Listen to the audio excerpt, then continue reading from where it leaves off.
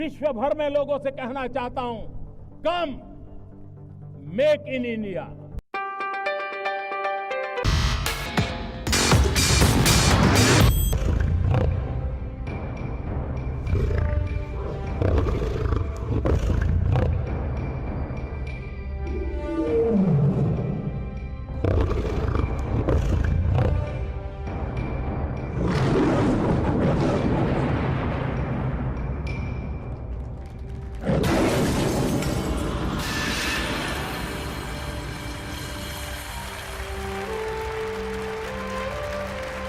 माननीय रविशंकर प्रसाद जी से आपको संबोधित करें।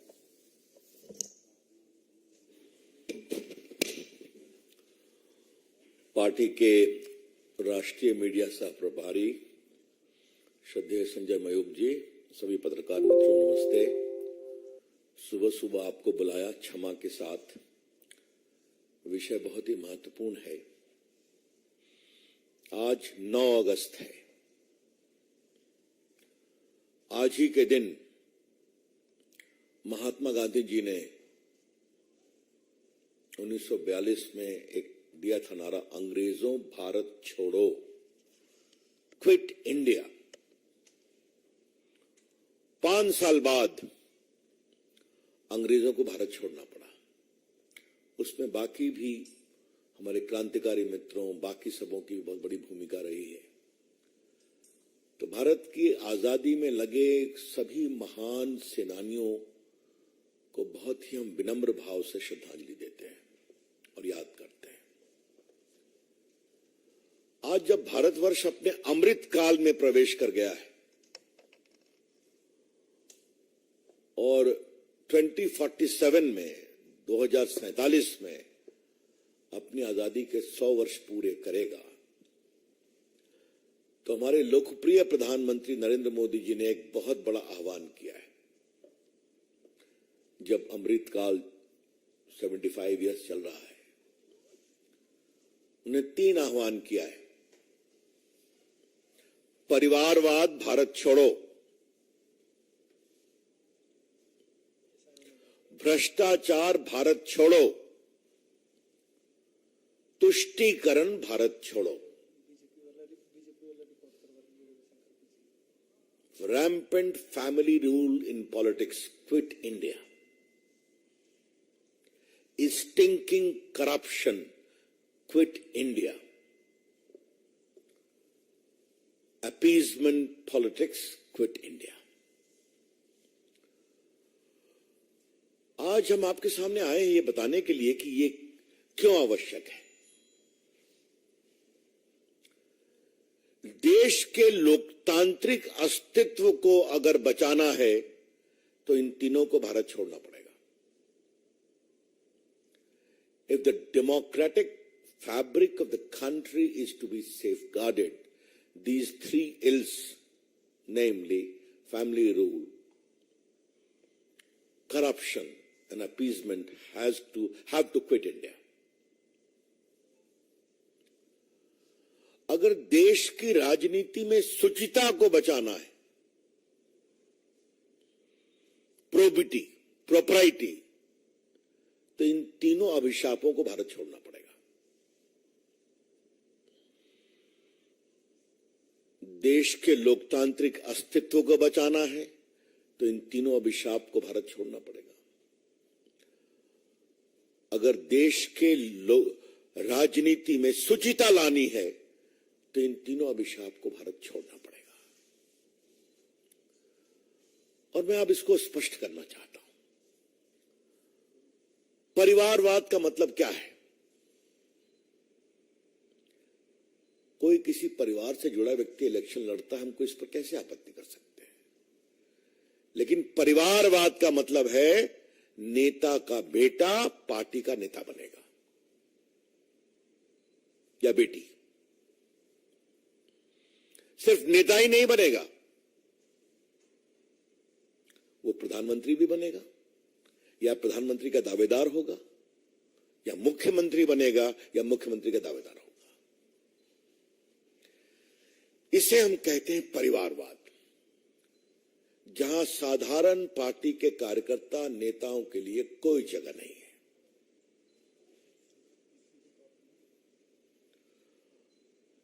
क्षमता हो या न हो, सामर्थ हो या न हो, नेता वही बनेगा, पीएम वही बनेगा या पीएम का दावेदार बनेगा, सीएम वही बनेगा या सीएम का दावेदार बनेगा और पार्टी का बॉस बनेगा। अब मैं उसको कुछ उदाहरण से आपको स्पष्ट करना चाहता हूं। राहुल गांधी जी की पैकेजिंग, रीपैकेजिंग होती रहती है। कांग्रेस के लोगों को तय करना है, लेकिन कभी कांग्रेस के लोग ये विचार करते हैं कि राहुल गांधी की नेतृत्व की क्षमता कितनी है भारत ऐसे महान देश के नेता बनने के लिए। कल हम लोग भी संसद में उत्सुकता पूर्वक प्रतीक्षा कर रहे थे, क्योंकि कांग्रेस का ऑफिशियल ट्वीट आया, जन नायक राहुल गांधी बोलने वाले हैं। अब थोड़ा हम लोग आश्चर्य में पड़ गए। संजय जी और हम दोनों लोकनायक जयप्रकाश के सिपाही रहे हैं बिहार में आंदोलन में, तो लोकनायक तो सुना था, अब जननायक एक नया नाम आ गया। आप लोगों को मालूम होगा बिहार में एक बहुत लोकप्रिय नेता हुआ करते कर्पूरी ठाकुर, एक बहुत ही गरीब नाई परिवार में पैदा हुए, गरीबों के साथ संघर्ष किया और उनका बड़ा स्थान बना। उनको बिहार की जनता ने और देश ने कहा जननायक, तो कल साहब जननायक बना दिया इनको। अब ये उनका, मैंने एक बार यहां भी कहा था, दरबारी संस्कृति में जब राग दरबारी बजता है तो कई बेसुरे राग भी आते हैं, तो ठीक है, करने दीजिए उनको। कुछ भी हो, he is our PM candidate.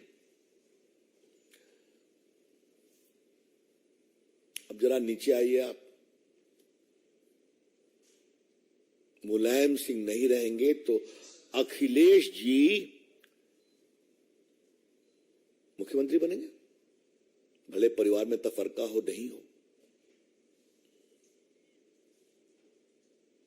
उसके कारण उनकी पार्टी में क्या होता है मुझे बताने की जरूरत नहीं है आपको। बिहार में लालू जी की पूरी चाहत है कि मेरा पुत्र तेजस्वी उप मुख्यमंत्री से मुख्यमंत्री बन जाए,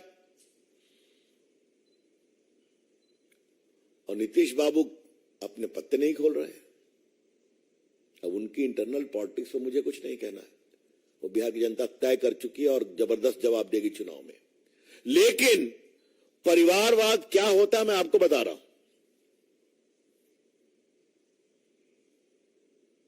तो मैंने केंद्र बताया, मैंने उत्तर प्रदेश बताया, मैंने बिहार बताया। आप जरा बंगाल चलिए। बंगाल में गया था, जो अत्याचार ग्राम पंचायत चुनाव में हुआ था, देखने के लिए। वहां ये आम चर्चा है कि अभिषेक अपनी पारी के इंतजार में बेसब्र हो रहे हैं। अब वहां पुत्र नहीं है तो भतीजे आ गए। अब जरा दक्षिण चलिए। तमिलनाडु में कौन राज कर रहा है? तो करुणानिधि के पुत्र हैं। थोड़ा बगल में आइए तो तेलंगाना में बार बार यह स्वर सुनाई पड़ता है कि अब मुझे राज करने दिया जाए, बहुत हो गया, 10 साल से मैं वेट कर रहा हूं। आप खुद समझ रहे हैं मैं क्या कह रहा हूं। तो ये पूरा जो है परिवारवाद का एक छोटा नक्शा मैंने आपके सामने रखा है। परिवारवाद मतलब पार्टी का नेता पिता या माता जी के बाद पुत्र या पुत्री बनेगी, प्रधानमंत्री बनेंगे या प्रधानमंत्री के दावेदार बनेंगे, मुख्यमंत्री बनेंगे या मुख्यमंत्री के दावेदार बनेंगे। इसका दूसरा विभत्स स्वरूप क्या है? कुछ करना नहीं है, गद्दी तो मेरी है, तो ना लोकतांत्रिक उत्तरदायित्व है ना कुछ और है। कुछ भी कर लो, मेरी अपनी जगह तो रहेगी, बिल्कुल रहेगी। तो family rule is inherently undemocratic and irresponsible. परिवारवाद आदतन अलोकतांत्रिक और गैर जिम्मेवार होता है, ये बात मैं कहना चाहता हूं। भ्रष्टाचार और तुष्टीकरण पर मैं आता हूं।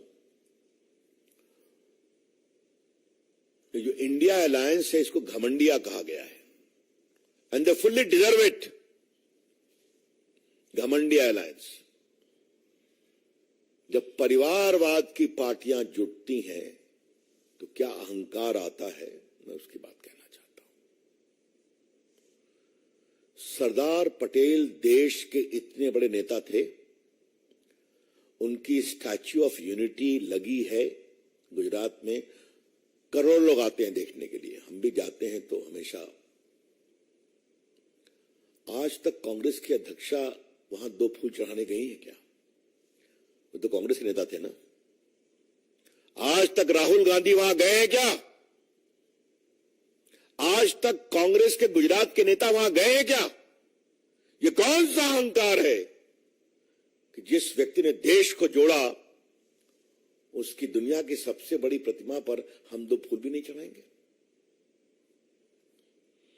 यहां सुभाष चंद्र बोस की प्रतिमा लगी है ना, इंडिया गेट के पास। अलौकिक प्रतिमा है। महान सपूत देश के आज तक लोगों को याद करते हैं। नरेंद्र मोदी की सोच के हम सभी ऋणी हैं कि वो जगह खाली थी, उन्होंने कहा नहीं, यहां सुभाष चंद्र बोस लगेंगे, क्योंकि देश की आजादी में उनका भी हाथ है। कभी सोनिया गांधी गई हैं क्या? कभी राहुल गांधी 2 फूल चढ़ाने गए हैं क्या? छोड़िए इस बात को। वॉर मेमोरियल मोदी जी ने बनवाया, इन्होंने 70 साल कुछ नहीं किया, 50 साल 60 साल। क्या है वॉर मेमोरियल? भारत में जितने युद्ध में जितने सैनिक मारे गए, सबों का नाम लिखा हुआ है वहां पर। आप लोग नहीं गए हैं, जरूर जाइए।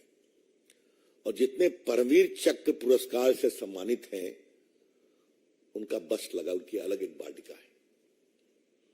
और वहां एक मोदी जी ने इतना बड़ा डिजिटल प्रावधान निर्देश देके बनाया है, आप बटन दबाइए, सारे परमवीर चक्र अवार्डी का चेहरा आएगा, जिसको चाहिए आप बटन दबा के माला बना दीजिए। क्या कभी सोनिया गांधी गई है वहां पर 2 फूल चढ़ाने? इंदिरा जी की अगुवाई में 71 का युद्ध लड़ा गया सफलता से। उसी युद्ध में मारे गए सेना के लोगों को श्रद्धांजलि देने क्यों नहीं गई? क्या मतलब है इसका? इसे कहते हैं अहंकार।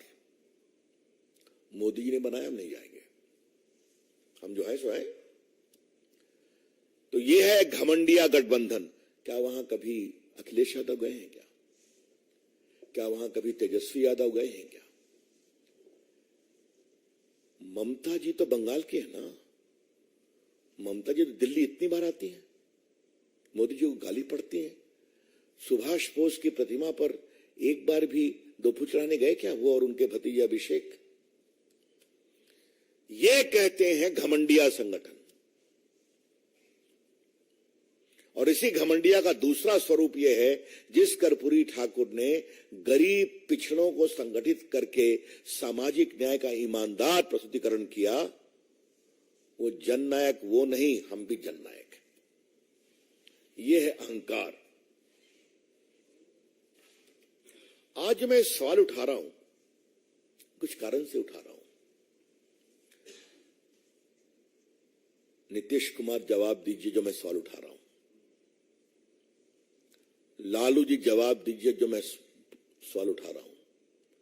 तेजस्वी अखिलेश जवाब दीजिए कि दिल्ली आप इतना आते हैं, एक बार सुभाष बोस की प्रतिमा पर आपको जाने का अवसर नहीं मिलता है। सरदार पटेल की प्रतिमा पर प्रणाम करने का आपको कोई अवसर नहीं मिलता है।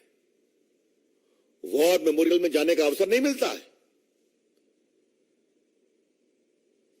तो जो लोग परिवारवाद की पॉलिटिक्स करते हैं उनके अहंकार तो आता ही सबका ही है। तो मित्र, ये बात हुई परिवारवाद की। अब मैं बाकी दोनों विषयों को लेता हूं।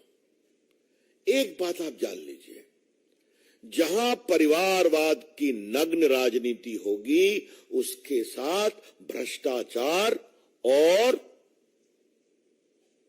तुष्टीकरण अपने आप आ जाएगा। ये तीनों त्रिवेणी है राजनीति की, गंदी त्रिवेणी। त्रिवेणी का एक बड़ा सार्थक मतलब होता है। परिवारवाद, भ्रष्टाचार, तुष्टीकरण, ये भारत की राजनीति की गंदी त्रिवेणी है। The dirty triangle of India's politics.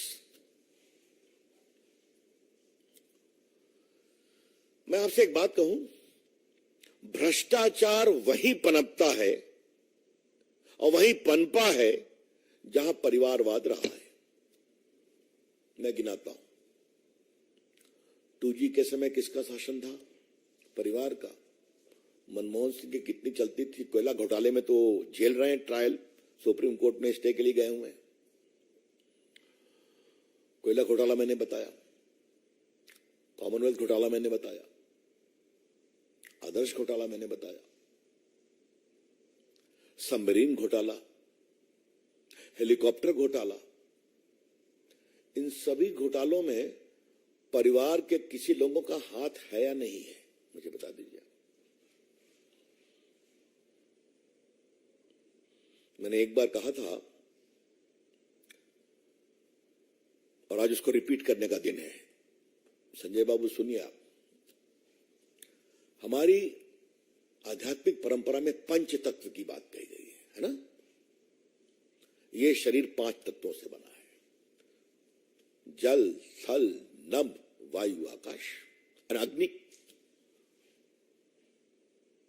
We owe our human existence to 5 elements: the earth, the air, the fire, the water. इसी से पूरा जीवन बना है और मरने के बाद 5 तत्वों को इसी में समा जाना है। इसकी आध्यात्मिक व्याख्या हुई है, शाब्दिक व्याख्या हुई है। कांग्रेस पार्टी और उसके मित्रों ने पंच तत्व की एक जबरदस्त व्याख्या की कि पंच तत्व तब तक प्रामाणिक नहीं होगा जब 5 तत्वों में भ्रष्टाचार नहीं होगा। उन्होंने कहा नहीं, करके दिखा दिया। अब देखिए, थल का भ्रष्टाचार, कॉमनवेल्थ, आदर्श घोटाला। वो थल से ही नहीं रुके, पाताल भी चले गए, वहां कोयला घोटाला कर दिया। फिर आकाश में चले गए, वहां हेलीकॉप्टर घोटाला कर दिया। मालूम है, काफी केस चला है, आज बताने की जरूरत नहीं। वायु क्या होता है आप जानते? 2G घोटाला क्या है? वही ना है, स्पेक्ट्रम चलता है वायु के साथ, जिसमें बंदरबाट हुई। आपके जल घोटाला, सबमरीन घोटाला, आपको मालूम है। और फायर क्या है? दामाद श्री जो पूरा बीकानेर में सैकड़ों एकड़ जमीन लेकर के जो पूरा पार्क बना रहे हैं, सोलर पार्क के नाम पर FIR चल रहा है वहां पर। तो ये 5 तत्व में भ्रष्टाचार हुआ। जब बड़ी पार्टी परिवार का ये हाल है तो जरा आ जाइए आप बिहार में। चारा घोटाला, जब परिवार का नियम, निजाम, अलकतरा घोटाला। और देखिए, मैं दोनों में PIL केस मैंने बहस किया पटना हाईकोर्ट में CBI इंक्वायरी के लिए। सबको सजा हुई है, एक भी इससे मुक्त नहीं हुए। क्या सप्लायर, क्या IAS, क्या इनकम टैक्स कमिश्नर, क्या उस समय के मुख्यमंत्री या बाकी। उसके बाद देखिए रेल का घोटाला, फिर जमीन दो नौकरी लो, उसका घोटाला रोज आप देख रहे हैं। और संपत्ति बनाओ, वही हाल यूपी का। और बंगाल तो सबसे आगे निकल गया। दक्षिण भारत की बात रोज सुनाई पड़ती है। हमारे अध्यक्ष मार्च पर निकले हुए हैं, रोज वो नए नए किस्से छोड़ रहे हैं। तो ये आपको मैंने बताया भ्रष्टाचार और परिवार, क्योंकि परिवार की राजनीति को अपनी राजनीति मजबूत करने के लिए भ्रष्ट लोगों का सहारा चाहिए, क्योंकि उनको मालूम है हम प्रमोट करेंगे कुछ नहीं होगा हमको। ये अब बिहार के मुख्यमंत्री, उनके पिताजी जेल गए चारा घोटाले में, 3-4 में सजा हो गई। बेटे राम कुछ तो नसीहत पाते, जमीन दो नौकरी लो, फिर भी उसमें ही फंस गए, रेलवे के टेंडर में फंस गए, क्योंकि उनको नॉर्म से मतलब नहीं है। हमको तो नेता रहना है, कम वोट में। तो भ्रष्टाचार को हटना पड़ेगा। और तीसरी बात, तुष्टीकरण। अपनी राजनीति को चमकाने के लिए तुष्टीकरण को आगे बढ़ाना इनकी राजनीतिक सोच का बहुत महत्वपूर्ण अंग है। अब मैं आपको कुछ एग्जांपल देता हूं। आप लोग अनुभवी पत्रकार हैं, ये MY नाम कहां से आता है? मैं रिपीट कर रहा हूं, MY कॉम्बिनेशन कहां से आता है? सेक्युलरिज्म की दुहाई देने वाले इतने बेशरम तरीके से तुष्टीकरण करते हैं, मुस्लिम यादव कंबाइन, तो यूपी जीतना है, बिहार जीतना है।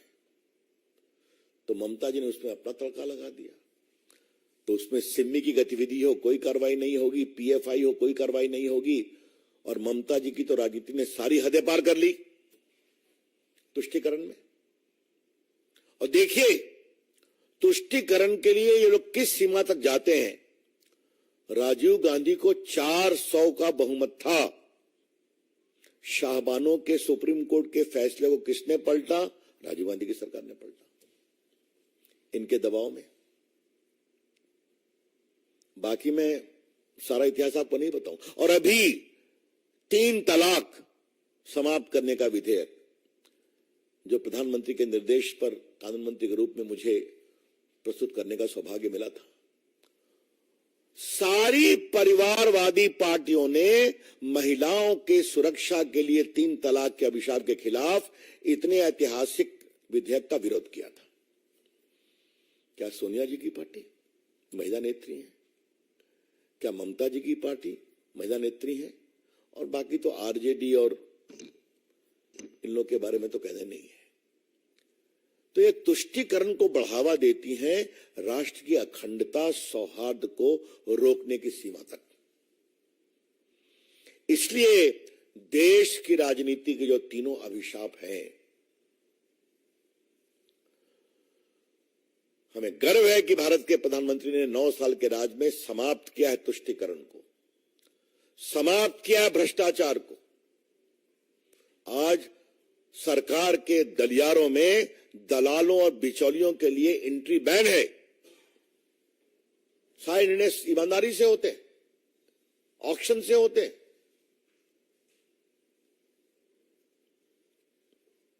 आज भारत ने डिफेंस परचेज में कहां से कहां अपना स्थान बनाया, आपको मालूम है। राफेल भी आ रहा है, बड़ी बड़ी सबमरीन भी आ रही है, और मेड इन इंडिया चीजें, अस्त्र वेपन बाहर जा रहे हैं। ये होता है ना। तो ये आज बहुत ऐतिहासिक दिन है। भ्रष्टाचार की बात आई तो संजय बाबू हमको कभी कभी फोन करते हैं, कह रवि भैया फिर कुछ आया है। हमने कहा हम लोग का तो कुछ नहीं। कहा नहीं, पिछले वाला ही आया है, वो नया निकलता है।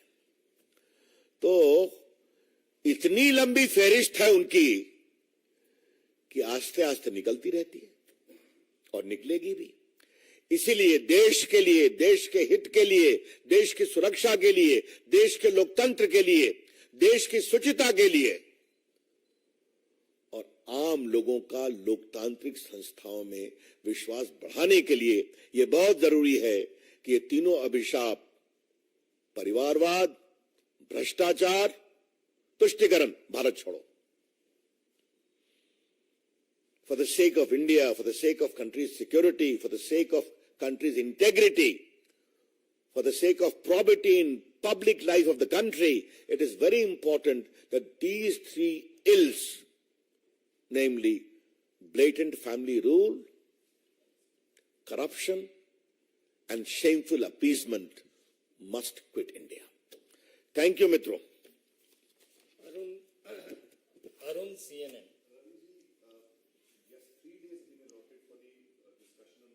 First on this. Any question on this?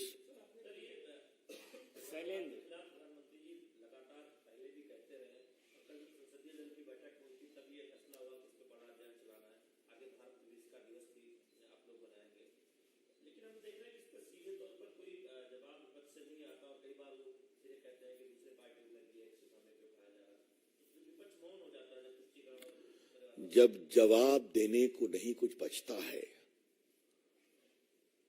तो नीतिगत रूप से मौन धारण किया जाता है, लेकिन भारतीय संस्कारों में एक और बात है ना, मौन स्वीकृति लक्षणम। हाँ, क्या उनको बोलने के पास क्या है?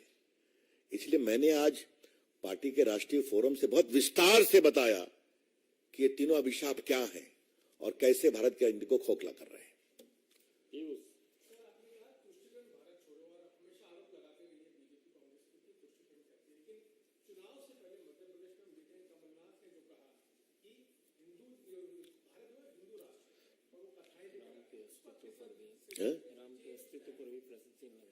ऐसा है कि अब हम कमलनाथ को विश्वास करें या सोनिया जी की अगुवाई में एक एफिडेविट फाइल हुआ था सुप्रीम कोर्ट में जहां राम के अस्तित्व पर ही सवाल उठा था, याद है ना आपको? या सोनिया जी की अगुवाई में यूपीए में जो एनसीईआरटी की पुस्तक है वहां भगत सिंह को टेररिस्ट रेवोल्यूशनरी कहा था, याद है ना आपको? और अब तो सुप्रीम कोर्ट का फैसला आ गया, बाबरी मस्जिद को लेकर के उनकी जो जमात थी एडवाइजरी काउंसिल, उन्होंने क्या क्या बातें नहीं कही थी, कोई गवाही नहीं है। अब मैं वहां वकील रहा हूं, छोड़िए, बहुत कुछ बोलने को है। इसलिए अब वोट के लिए उनका हिंदू प्रेम जागा है, अब छोड़ दीजिए, जनता तय करती है। ये कन्विक्शन नहीं है, कन्वीनियंस है, ये आस्था नहीं है, राजनीतिक सुविधा है। Any other question? अरुण, एक मिनट पर इस पर इसके बारे में कुछ, चलिए। Arun ji,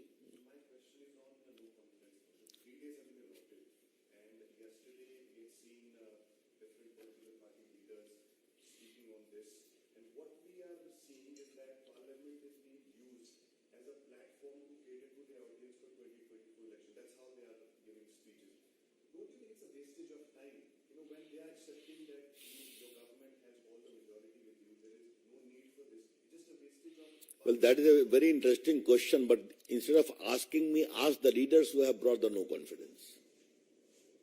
That is their right. The Speaker accepted it. Whatever they are saying will be replied to. But yesterday I was very curiously awaiting the arrival of Rahul Gandhi to unleash a barrage on attack on us.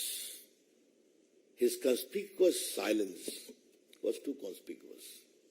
Should I presume that he was advised by some of his friends reluctantly not to speak? Because he will speak, he will say a lot of things which by itself will make news. thank you. Thank you. क्या अविश्वास प्रस्ताव को लाने का अधिकार तो उनको है, और कल उन्होंने कहा भी दिया कि खाली प्रधानमंत्री के चेहरे को देखने के लिए उन्होंने लाया है, उनको भी बहुमत की जानकारी है।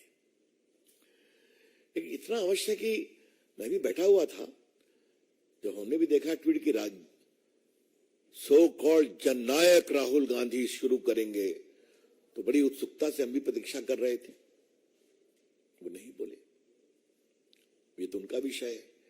लेकिन गलियारे में अनुमान बहुत ये भी था कि उनके मित्रों ने उनको ये कहा कि आप अवॉइड करें तो ठीक है, क्योंकि बोलेंगे तो बहुत कुछ बोलेंगे, वो तो कम तो बोलते नहीं है, और बहुत कुछ बोलेंगे तो हम भी देखेंगे, हम भी उसका जवाब देंगे और देश का विषय बनेगा। तो जननायक राहुल गांधी की टिप्पणियों को सुनने के लिए हम लोग बहुत उत्सुकता से प्रतीक्षा कर रहे थे। धन्यवाद।